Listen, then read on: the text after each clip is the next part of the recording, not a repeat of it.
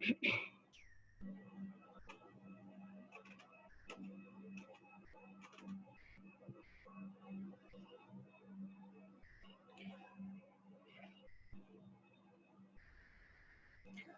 वालेकुम वरहमतुल्लाहि वबरकातुहू। मेरा नाम है Ayesha Maria. I am from the biochemistry batch 1 और जो मेरा आज प्रेजेंटेशन का टॉपिक है वो है रेजोनेंस। आगे मज़ीद मैं आपको रेजोनेंस के बारे में डिटेल्स बताऊंगी।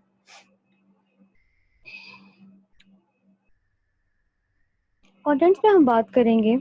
कंटेंट्स में हम introduction, definition, example of resonance, what is resonant effect, stability, more resonant effect, rules of resonance और एक शॉर्ट वीडियो क्लिप मैं आपको बताऊंगी विद रेफरेंसेस के साथ।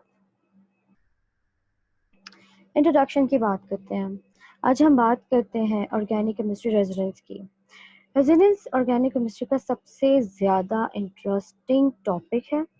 वो इसलिए क्योंकि रेजोनेंस हमें ये बताता है कि ये जो फिनोमिना है ये हमारा मॉलिक्यूल स्ट्रक्चर पे कैसे इफेक्ट करता है।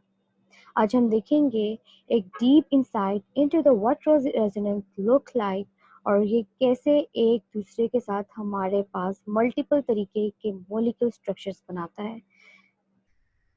और जब हम किसी ऑर्गेनिक मॉलिक्यूल की बात करें तो मॉलिक्यूल स्ट्रक्चर का भी आपको पता होना बहुत ज़रूरी है।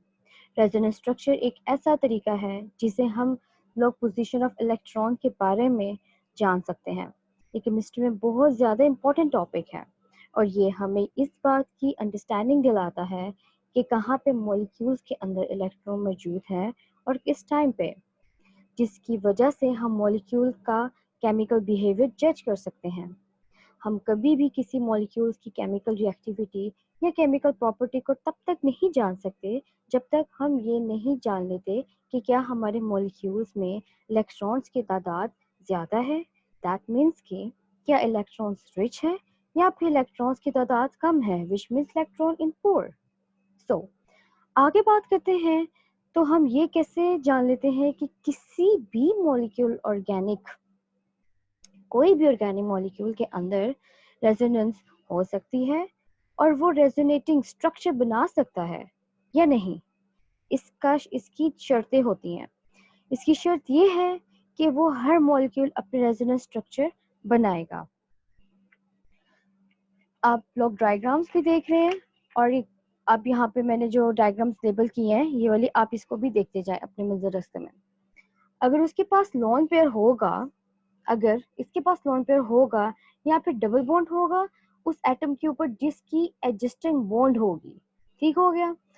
तो इसकी शर्त ये है कि सिंपली अगर आपके पास मॉलिक्यूल है, अगर एक लोन पेयर है और उसके साथ डबल बॉन्ड भी अटैच है तो मुमकिन है ये वाला मॉलिक्यूल के अंदर रेजोनेंस होगी।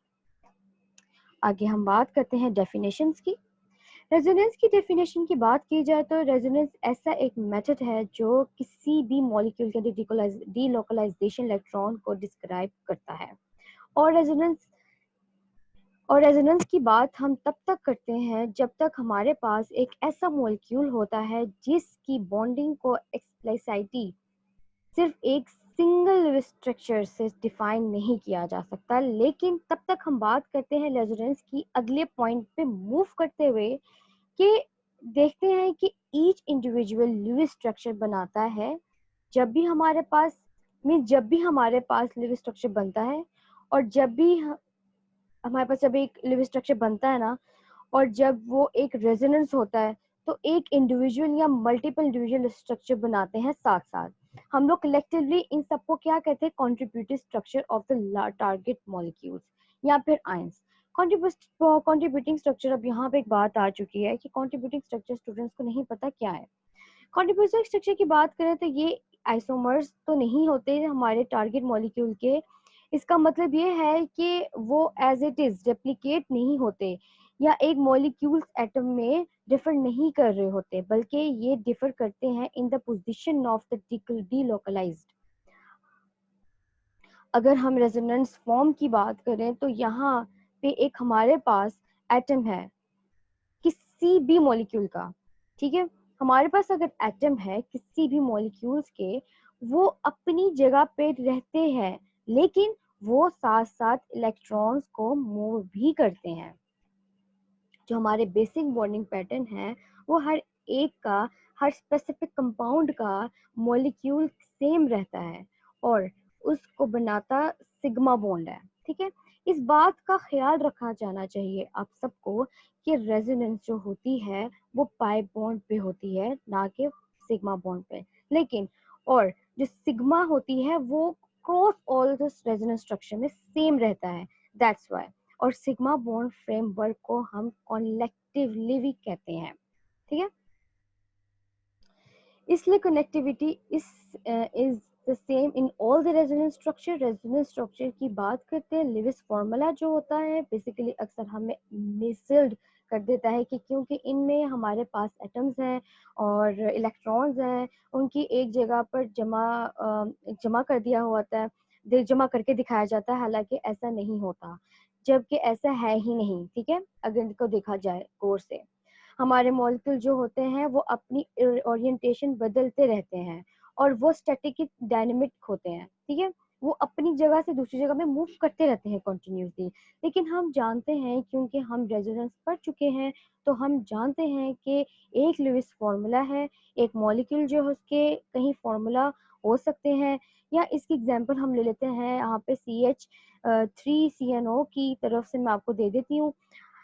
आप इसके 3 रेजोनेंस स्ट्रक्चर देख सकते हैं। ठीक है, ये एक ये है, एक ये है और एक ये एरो शो भी हो रहे हैं, which are represented back to back, और इन सब में रेजोनेंस हो रही है टू फॉर्म 3 रेजोनेंस स्ट्रक्चर्स। अगर रेजोनेंट हाइब्रिड की बात करें तो हम बात करते हैं कि कुछ हमारे पास रेजोनेटिंग स्ट्रक्चर होते हैं, वो ज्यादा थर्मोस्टेबल होती हैं। तो इसका मतलब ये है कि हमारे पास वो वाला जो स्ट्रक्चर है जिसकी थर्मोस्टेबिलिटी ज्यादा होगी, तो इलेक्ट्रॉन उसके अंदर रहना भी ज्यादा पसंद करेगा। और वो वाला जो हमारा स्ट्रक्चर होगा वो मैक्सिमम आउटपुट में मौजूद होगा। जो हमारा फाइनल प्रोडक्ट है उसमें वो वाला रेजोनेटिंग स्ट्रक्चर ज्यादा मौजूद होगा। समझ आ गई होगी आप लोगों को, मैंने बहुत इजीली लैंग्वेजेस में आपको बताया है और ये बहुत बहुत इजी है। इसलिए कहा जाता है कि जब भी हमारा कोई रेजोनेटिंग स्ट्रक्चर थर्मोस्टेबल है तो ये सबसे ज्यादा contribute maximum to resonance hybrid होगी। अगर किसी रेजोनेटिंग स्ट्रक्चर की स्टेबिलिटी कम है तो वो कंट्रीब्यूट करता है less to the resonance hybrid. आगे हम कॉन्जुगेशन की बात करते हैं। कॉन्जुगेशन इस बात का नाम है कि हमारे पास एक गिवन एटम या ग्रुप है, तो वो अगर किसी भी अनसैचुरेटेड सिस्टम के साथ कॉन्जुगेट हो जाए तो वो प्रोसेस को कॉन्जुगेट का नाम दिया जाता है। एक सेकेंड होल्ड कीजिए।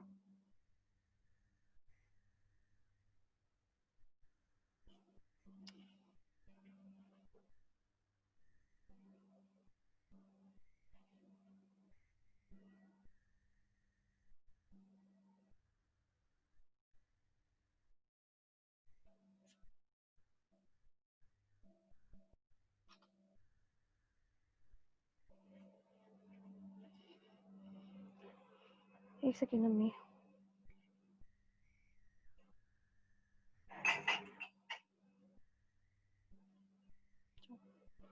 अनसैचुरेटेड सिस्टम की बात करें तो अनसैचुरेटेड सिस्टम डबल बॉन्ड को कहा जाता है।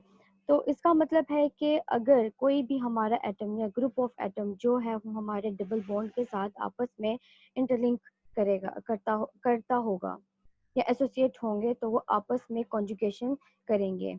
पहला पॉइंट आगे दूसरा डिस्कस करेंगे। तो जो कॉन्जुगेशन की 2 शर्तें हैं, पहली शर्त ये है कि it is directly to one of the atom of multiple bond through a single bond। मतलब ये कि सिंगल बॉन्ड के जरिए हमारे पास जो हमारा एटम है ये मल्टीपल बॉन्ड से अटैच हुआ हो।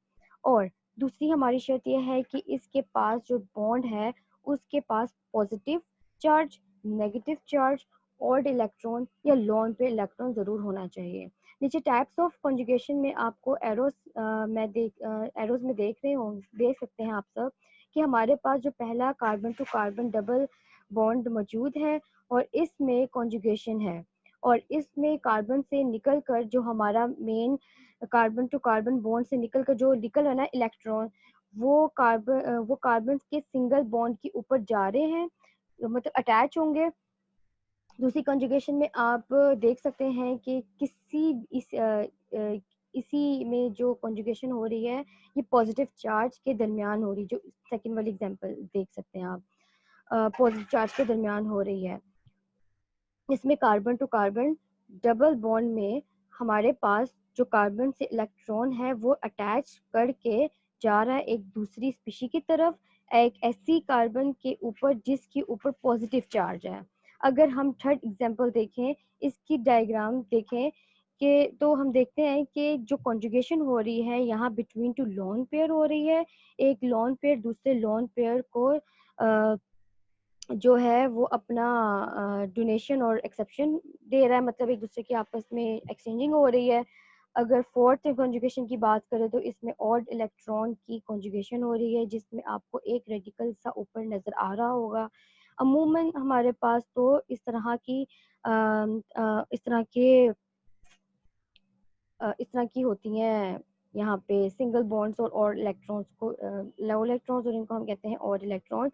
और फाइव कॉन्जुगेशन की बात करें तो ये बिटवीन नेगेटिव चार्जेस है, मतलब है कि जब भी आपका नेगेटिव चार्ज जो वो आपके पाई बॉन्ड या इलेक्ट्रॉन पे अटैच करता है तो नेगेटिव चार्ज शो करता है। जब भी कोई इलेक्ट्रॉन अटैच होगा तो नेगेटिव चार्ज शो करेगा कि हमारे पास एक्सेस में इलेक्ट्रॉन मौजूद है।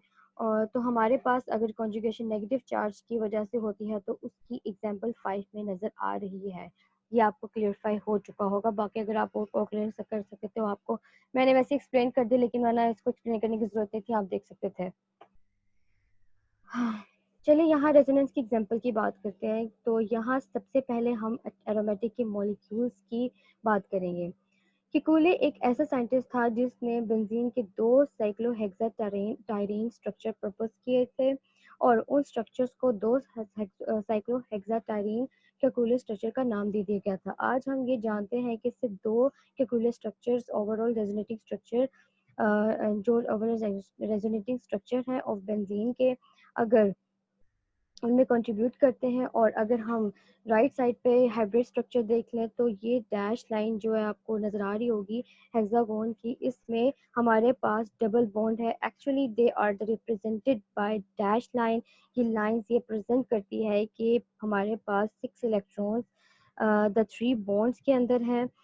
6 पाई इलेक्ट्रॉन जो है ना, ये 3 इलेक्ट्रॉन जो थे ना, ये इस तरह से रेजोनेट कर रहे होते हैं कि बेसिकली ये एक दूसरे से मूविंग कर रहे होते हैं, और basically they are continuously moving from one bond to another. आगे हम बात करते हैं फॉर फ्यूरेन, जो एक 5 कार्बन और 5 कॉर्नर, जो एक शेप 5 कॉर्नर भी हम कहते हैं, उसके अंदर हमारे पास ऑक्सीजन के अंदर जो है लोन पेयर मौजूद होता है। ये हमारे पाई बॉन्ड ऑर्बिटल के साथ इंटरफेयर करके उसके साथ इंट्रैक्शन करता है।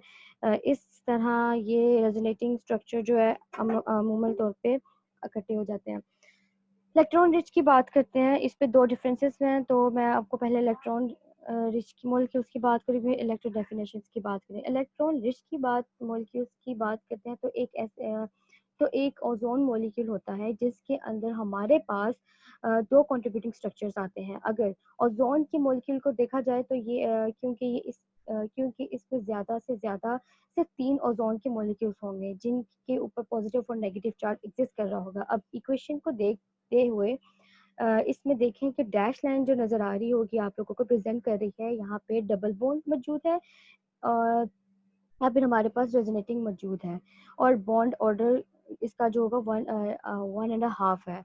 हाइपर वैलेंट मॉलिक्यूल्स के लिए ऊपर वाली जो है रेशनलाइजेशन जो है, यही इनकी बॉन्डिंग को डिस्क्राइब कर सकती है, कर रही होती है बल्कि। और हम बात करते हैं एक्सेनॉन डी फ्लोराइड 3C4C की, ये भी कंट्रीब्यूटिंग स्ट्रक्चर होते हैं। चलिए अब देखते हैं कि इलेक्ट्रॉन डेफिशिएंट मॉलिक्यूल्स क्या होती हैं। इलेक्ट्रॉन डेफिशिएंट मॉलिक्यूल्स जिसमें एलाइल केटाइन जो दो कंट्रीब्यूटिंग स्ट्रक्चर बनाता है, जिसके अंदर हमारे पास दो टर्मिनल कार्बन्स के ऊपर पॉजिटिव चार्ज प्रेजेंट होता है। दो कार्बन्स के ऊपर दो टर्मिनल कार्बन के ऊपर पॉजिटिव चार्ज होता है। यहाँ पे आप पॉइंट देख लीजिए, positive charge, not negative for positive, positive charge. जब भी किसी हाइब्रिड स्ट्रक्चर में उनका चार्ज देखिए 1/2, तो देखा, जब उन्होंने देखा 1/2 था, तो the full positive charge can be also duplicated as delocalized among the 3 carbon atoms. तो इसके अंदर जो पॉजिटिव चार्ज है वो एक जगह से दूसरी जगह मूव कर रहा होता है, क्योंकि यहाँ पे सिर्फ पॉजिटिव की चार्ज की बात होती है, ऊपर हम पॉजिटिव और दूसरी हम पॉजिटिव, रीच में हम पॉजिटिव नेगेटिव देख रहे थे, और डेफिनेशन में हम लोग सिर्फ उसमें पॉजिटिव की देख रहे हैं। आपको क्लियर हो गया होगा, पर अगर वाइवा भी सब पूछ सकते हैं ऐसा। व्हाट इज, हाँ, फॉर एग्जांपल मैं आपको बता दूं, सॉरी, फॉर एग्जांपल हम देखते हैं कि डिबोरेन मॉलिक्यूल की इसकी जो कंट्रीब्यूटिंग स्ट्रक्चर है, इनके अंदर इलेक्ट्रॉन की डेफिशिएंसी होती है। डिफरेंट एग्जांपल दे दी मैंने आपको, डिफरेंट एटम्स पे होती है, जिनकी वजह से हमारे पास हर एटम के उसके अंदर इलेक्ट्रॉन की कमी आ जाती है और स्टेबलाइज करता है, और ये बात, इस बात को स्टेबलाइज करता है कि क्लियरफाई कर देता है कि इसके ऊपर पॉजिटिव चार्ज होगा। रेजोनेंट इफेक्ट की बात करें तो हम बात करते हैं ऑर्गेनिक कंपाउंड्स, जो प्रॉपर्टीज हैं हम उनको प्रिडिक्ट नहीं कर सकते एक सिंपल लिविस-डॉ स्ट्रक्चर से। एग्जांपल, अगर हम बेंजीन की बात करें और उसके बाद बेंजीन उसके बने हुए लिविस-डॉ स्ट्रक्चर की बात करें, तो हम यहाँ पे प्रिडिक्ट कर सकते हैं कि बेंजीन के पास 3 carbon to carbon single bond मौजूद हैं, और ये और 3 ही carbon to carbon double bond मौजूद होते हैं। लेकिन बेसिकली इसकी जो बेंजीन की प्रॉपर्टी है वो ये नहीं है, तो ना तो सिंगल बॉन्ड वाली होती है और ना ही डबल बॉन्ड वाली होती है, लेकिन ये डेरिवेट करती है। दस हम रेजोनेंस स्ट्रक्चर उसकी जगह पे डिफाइन करते हैं, जो हमारे मॉलिक्यूल्स की प्रॉपर्टी की मजीद वाज़ेह तौर पर बयान करता है कि जो हमारे रेजोनेंस स्ट्रक्चर्स हैं, इन्हें कॉनिकल स्ट्रक्चर्स भी कहा जाता है, और बेसिकली हेपेटिकल ये होते हैं, और हेपेटिकल होते हैं ये। और इसका मतलब ये है कि इंडिविजुअली रिकॉल मॉलिक्यूल को रिप्रेजेंट नहीं करती, but actual they are contribute actual structure. मतलब ये कि ये खुद तो ऐसा नहीं होते, बट एज्यूम कर सकते हैं they are actually add to the actual structure according to this stability. ये मैं नहीं कह रही, इसमें डेफिनेशन बात कर रही है। अगर हम बात करते हैं करें एनर्जी की, तो जो हमारा एक्चुअल मॉलिक्यूल या कोई भी ऑर्गेनिक मॉलिक्यूल की जो ऑर्गेनिक एनर्जी होती है इन द रेजोनेंस हाइब्रिड, वो एक्चुअली लोअर होती है उसकी कॉनिकल स्ट्रक्चर से। या फिर हम बात करते हैं रेजोनेंस स्ट्रक्चर से, जो भी हमारा रेजोनेंस एनर्जी होती है वो इंक्रीज कर जाती है। जब हमारा कॉन्ट्रीब्यूट स्ट्रक्चर होता है तो वो ज़्यादा होती है, लेकिन the number of unpair electrons in the resonance structure and so also for the position of nucleus, ये दोनों चीज़ें चेंज नहीं होती। हमारे इलेक्ट्रॉन का नंबर चेंज नहीं होता, हमारे इलेक्ट्रॉन की पोजीशन चेंज नहीं होती इन द न्यूक्लियाई, और हमारे न्यूक्लियर की डिक्रीजिंग स्टार्ट हो जाती है इन द रेजोनेंस इफेक्ट में। ये भी सारा कुछ आपको क्लियरफाई हो गया होगा। रेजोनेंस स्ट्रक्चर की स्टेबिलिटी कैसे ज़्यादा की जा सकती है? रेजोनेंस स्ट्रक्चर जो स्टेबिलिटी है that is increase with the number of covalent bond. जितने ज़्यादा हमारे पास कोवलेंट बॉन्ड होंगे उतनी ही ज़्यादा रेजोनेंस ज़्यादा होगी। Number of atom with the octet of electrons. अगर हमारे पास 8 इलेक्ट्रॉन्स हैं तो फिर अगर 1 इलेक्ट्रॉन्स हैं तो फिर हम देखते हैं कि वो ज़्यादा स्टेबल होते हैं। ऑब्वियसली वो पूरे के पूरे स्टेबल ही होंगे, ये बात सिंपल सी, और ये सबको बच्चे बच्चे को ही पता होता है। ऑपोजिट चार्जेस की सेपरेशन कितनी है, चार्जेस का डिस्पर्सल कितना है? अगर कोई नेगेटिव चार्ज है तो वो अगर कोई नेगेटिव चार्ज तो वो कितना इलेक्ट्रॉन नेगेटिव है, और अगर वो नहीं है तो वो कितना इलेक्ट्रॉन नेगेटिव पॉजिटिव है। इसी तरह किसी भी मॉलिक्यूल की किसी भी एटम के ऊपर जो पॉजिटिव चार्ज है तो वो कितना इलेक्ट्रॉन पॉजिटिव है।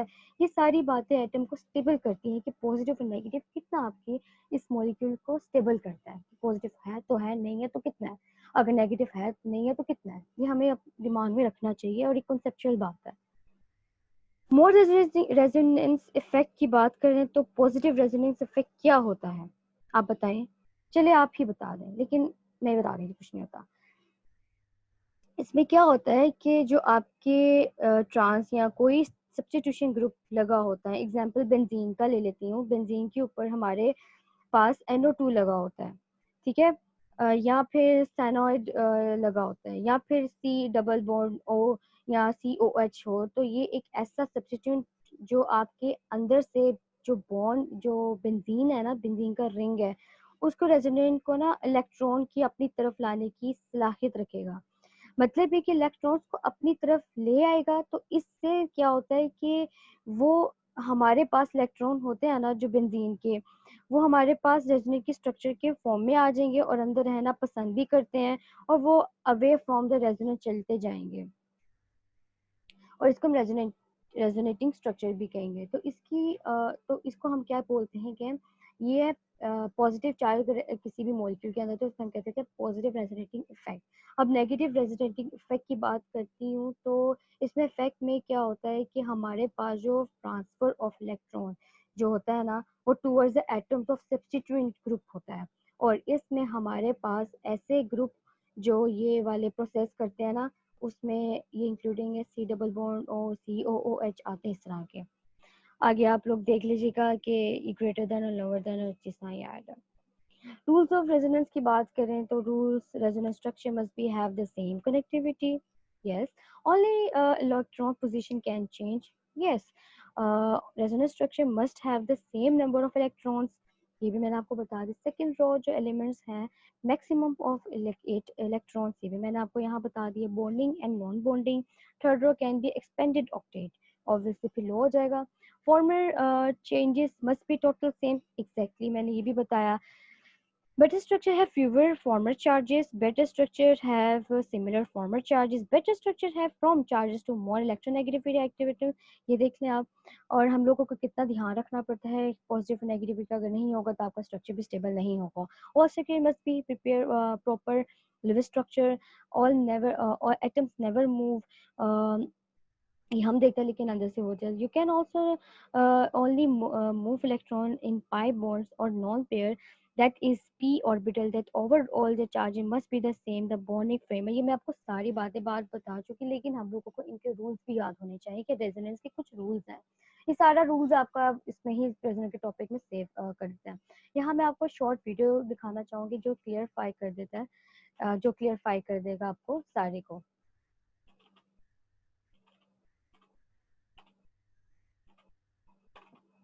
वो भी जा भाई, ओके, यहाँ पे शॉर्ट वीडियो है ताकि आप लोगों को क्लियर हो जाए। यार हाय हाय, मैं तो इसको ओपन करूँगी,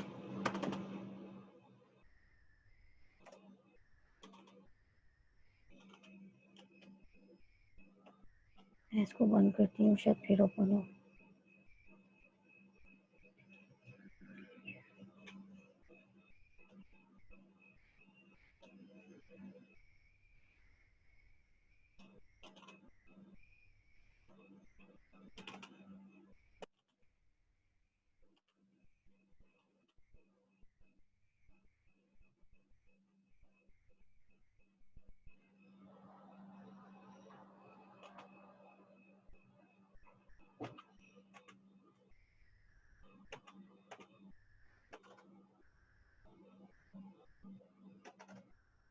ओहो, ये सर प्ले तो हो जाएगी, ये मेरी प्रेजेंटेशन के ही अंदर आ रही है, शायद अब हो जाए।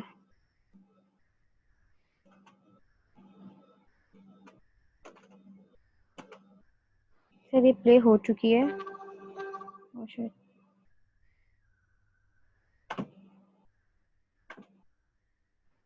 आई गेस प्ले हो चुकी है। मुझे मेरे ख्याल से आपको आवाज़ नहीं आएगी, बट बेटर है कि मैं आपको साइड पे दिखा दूं, लेकिन ये जो सर आपको मैं प्रेजेंटेशन भेजूंगी तो ये आपको ज़रूर शो होगी। प्लीज़ शो हो जाओ, कहाँ चली गई है वीडियो? हाँ, Consider the benzene molecule C6H6. हम इसकी Each एग्जांपल लेते हैं। carbon atom is sp2 hybridized and forms sigma bonds with two adjacent carbon atoms and another sigma bond with a hydrogen atom. The 6 2pz orbitals form pi bonds. The electrons in these orbitals are actually free to move around the entire benzene ring. Orbitals of this type are called delocalized molecular orbitals. Thank you so much. I hope आप लोगों को मेरी presentation बहुत अच्छी लगी होगी, और बस मेरी वीडियो ऑन हो जाए ताकि मुझे सुकून आए। नहीं, इधर है, इधर ही ऑन हुई थी, कल तो ऑन हो गई थी। यानी क्या है। और ये मेरे रेफरेंसेस हैं, ठीक है, जहाँ से मैंने मटेरियल लिया था। मेरा लैपटॉप बहुत स्लो है, पता नहीं क्यों ऐसा कर रहा है मुझे, तो इसलिए मैंने साइड पे दिखा दिया है। और सर जब मैं आपको रिक्वेशन ये जब असाइनमेंट भेजूंगी तो आप देख लीजिएगा, तब आपके वहाँ पे वीडियो ऑन हो जाएगी। Sir thank you so much, that's all for my side. और उम्मीद है आप लोगों को पसंद आई होगी मेरी प्रेजेंटेशन, और प्लीज़ पसंद कर लीजिएगा। मेरा माउस खराब हो गया मेरे हाल से। हाँ, जैसे ब्राइट वाला चल रहा है। Okay, thank you so much.